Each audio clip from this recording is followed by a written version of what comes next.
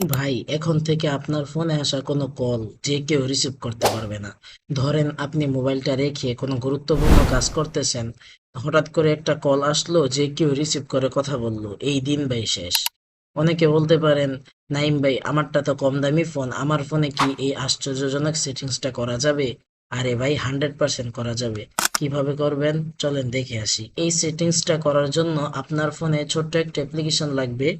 সরাসরি Google play স্টোরে চলে আসবেন। এখানে সার্চ করতে হবে ইনকামিং কল। এখান থেকে এই সফটওয়্যারটা আপনারা ইনস্টল করে নেবেন। আমি সরাসরি অ্যাপসে প্রবেশ করছি। অ্যাপসে প্রবেশ করার পরে আপনাদের সামনে এমন একটা ইন্টারফেস আসবে। নিচে দেখেন একটা নেক্সট লেখা আসছে, এটার উপর একটা ক্লিক করে দিবেন, আবার নেক্সটে দিয়ে দিবেন, তারপর গেট স্টার্টে দিয়ে দিবেন।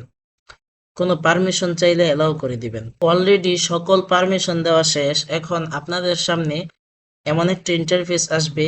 এখান থেকে এই যে এই লেখাটার উপরে একটা ক্লিক করে দিবেন। দেখেন, ক্লিক করে দেওয়ার পর এখান থেকে ওকে দিয়ে দিবেন। তারপর এই অ্যাপসের পারমিশনটা দিয়ে দিবেন। রিড ফোন স্টেটাস, এটার মধ্যে একটা ক্লিক করবেন, পারমিশন চাইলে অ্যালাউ করে দিবেন। এখন দেখেন একটা লেখা আসছে সেট লক টাইপ, এটার মধ্যে একটা ক্লিক করে দিবেন। তারপর এখান থেকে সিলেক্ট করবেন আপনি কি পিন লক দিবেন নাকি প্যাটার্ন লক। আমি প্যাটার্ন লক দিতে চাই, আমি সিলেক্ট করে দিলাম। আরেকটা লেখা আসছে সেট প্যাটার্ন, এটার মধ্যে একটা ক্লিক করে দিবেন। এখান থেকে যে কোনো একটা লক দিয়ে দিবেন। লেখা আসছে এনেবল লক, এটার মধ্যে একটা ক্লিক করে এখান থেকে কনফার্ম করে দিবেন। নিচে দেখেন সেটিংস আছে, এটার মধ্যে একটা ক্লিক করবেন।